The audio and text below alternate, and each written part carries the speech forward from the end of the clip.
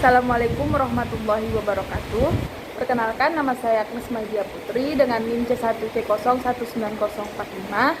Pada kali ini saya akan mempresentasikan materi mengenai sejarah dan pemikiran akuntansi syariah.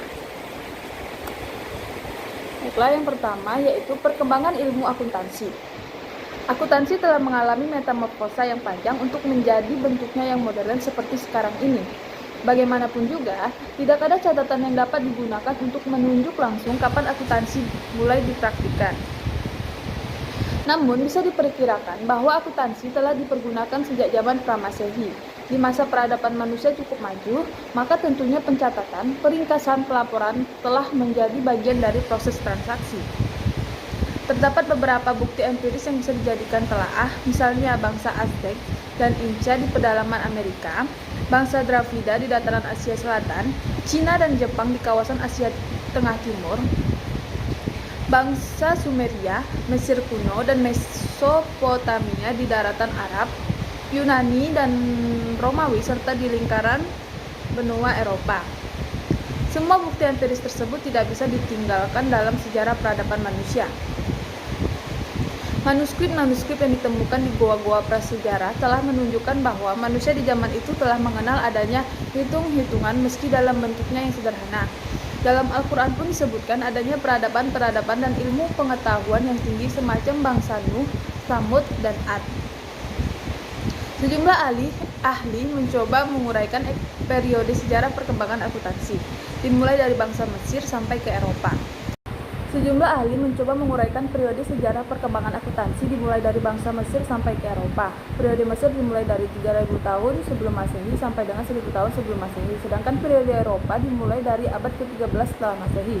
Simpulan ini dipertegas oleh Littleton yang mengatakan bahwa sejarah perkembangan akuntansi dimulai dari bangsa Mesir, Babilonia, Sumeria, Yunani, Arab, dan Roma. Berikut gambar yang bisa kita lihat mengenai periode perkembangan akuntansi. Selanjutnya yaitu sejarah akuntansi. Akuntansi merupakan salah satu bentuk profesi tertua dari sejak zaman prasejarah. Setiap keluarga memiliki perhitungan tersendiri untuk mencatat makanan dan pakaian yang harus mereka persiapkan dan mereka gunakan pada saat musim dingin. Ketika masyarakat mulai mengenal adanya perdagangan, maka pada saat yang sama mereka telah mengenal konsep nilai value dan mulai mengenal sistem moneter, monetary system. Bukti tentang pencatatan atau bookkeeping tersebut dapat ditemukan dari mulai kerajaan Babilonia pada tahun 4500 sebelum Masehi, Firaun Mesir dan kode-kode Hammurabi pada 2250 sebelum Masehi, sebagaimana ditemukan adanya kepingan pencatatan akuntansi di Eblas, Syria Utara. Walaupun akuntansi telah dimulai dari zaman prasejarah, saat ini kita hanya mengenal Luca Pacioli sebagai bapak akuntansi modern. Pacioli seorang ilmuwan dan pengajar di beberapa universitas yang lahir di Tuscany, Italia pada tahun 1445. Merupakan orang yang dianggap menemukan persamaan akuntansi untuk pertama kali pada tahun 1494 dengan bukunya Summa de Arithmetica, Geometria et Proportionalita, A Review of Arithmetic, Geometry and Proportion. Selanjutnya yaitu perkembangan akuntansi syariah. Munculnya akuntansi syariah ini didorong oleh berbagai hal seperti meningkatnya religiosity masyarakat, meningkatnya tuntutan kepada etika dan tanggung jawab sosial yang selama ini tampak diabaikan oleh akuntansi konvensional, semakin lambannya akuntansi konvensional mengantisipasi tuntutan masyarakat khususnya mengenai penekanan kadar keadilan, kebenaran, dan kejujuran. Kebangkitan umat Islam khususnya kaum terpelajar yang merasakan kekurangan yang terdapat dalam kapitalisme barat. Kebangkitan Islam baru terasa setelah beberapa negara yang penduduknya beragama Islam merdeka 50 tahun yang lalu seperti Mesir, Arab Saudi, India atau Pakistan dan Bangladesh, Iran, Irak, Indonesia, Malaysia, dan lain sebagainya.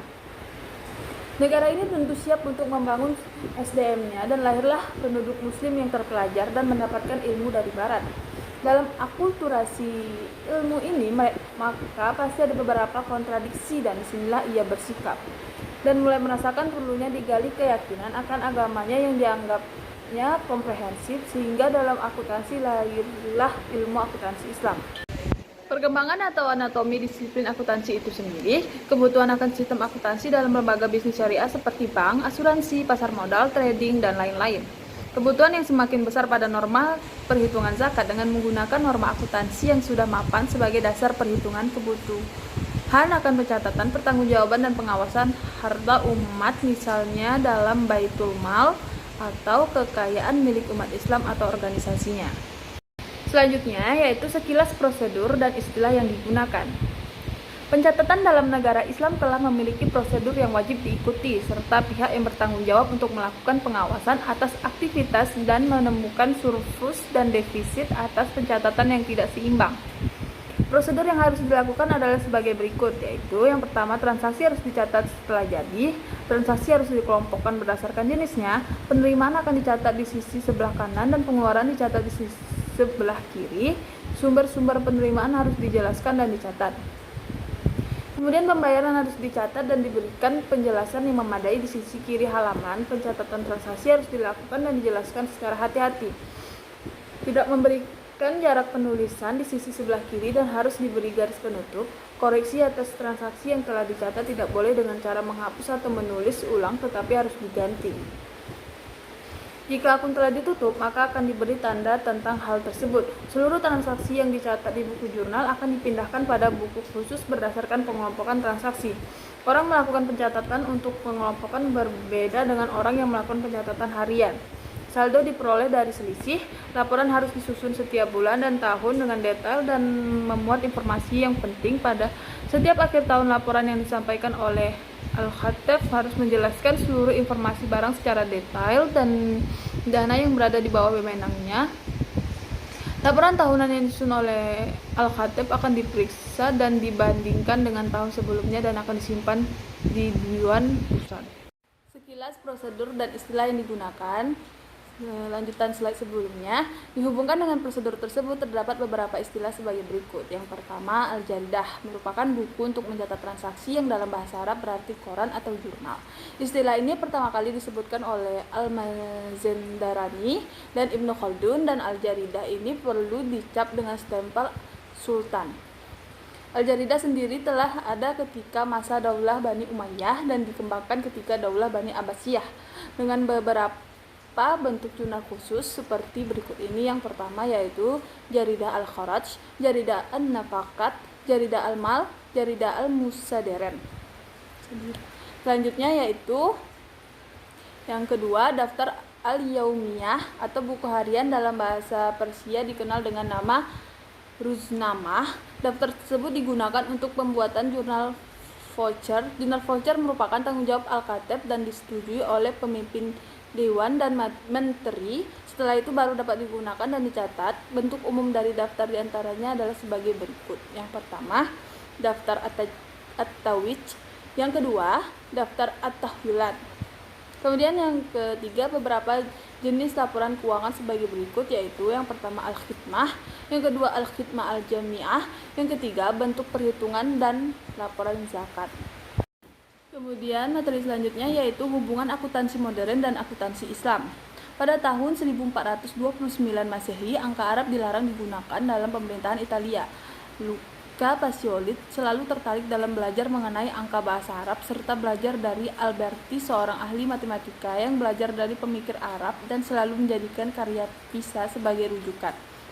Tahun 1484 Masehi, Pacioli pergi dan bertemu dengan temannya Onofrio di Florence, seorang pedagang yang suka berpergian ke Afrika Utara dan Konstantinopel, sehingga diduga Pacioli mendapat ide tentang double entry tersebut dari temannya ini.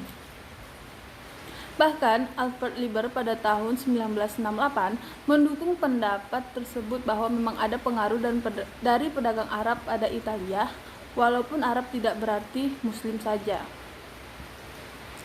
Alasan teknis yang mendukung hal itu adalah Luca Pacioli mengatakan bahwa setiap transaksi harus dicatat dengan baik dan benar, yaitu dengan cara mencatat dua kali di sisi sebelah kredit dan di sisi sebelahnya adalah debit. Dengan artian lain bahwa Pacioli menerjemahkan dari hal tersebut dari bahasa Arab yang memang semuanya dimulai dari kanan. Penelitian sejarah tentang perkembangan akuntansi memang perlu dikaji lebih dalam lagi dan lebih terperinci. Tetapi dalam mengingat masih dipertanyakan bukti-bukti autentik atau langsung tentang hal tersebut sebagaimana diungkapkan oleh Napler pada tahun 2007, hal tersebut tetap dilakukan oleh para ilmuwan muslim saat ini.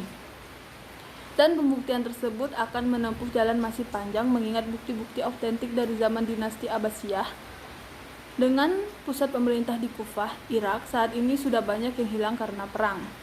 Hubungannya akuntansi modern dengan akuntansi Islam yaitu di mana zaman modern ini mengikuti dari zaman Islam, contohnya buku-buku yang diterjemahkan ke bahasa Eropa dan mengikuti sistem-sistemnya dan masih saling berhubungan. Baiklah, sekian pemaparan materi dari saya.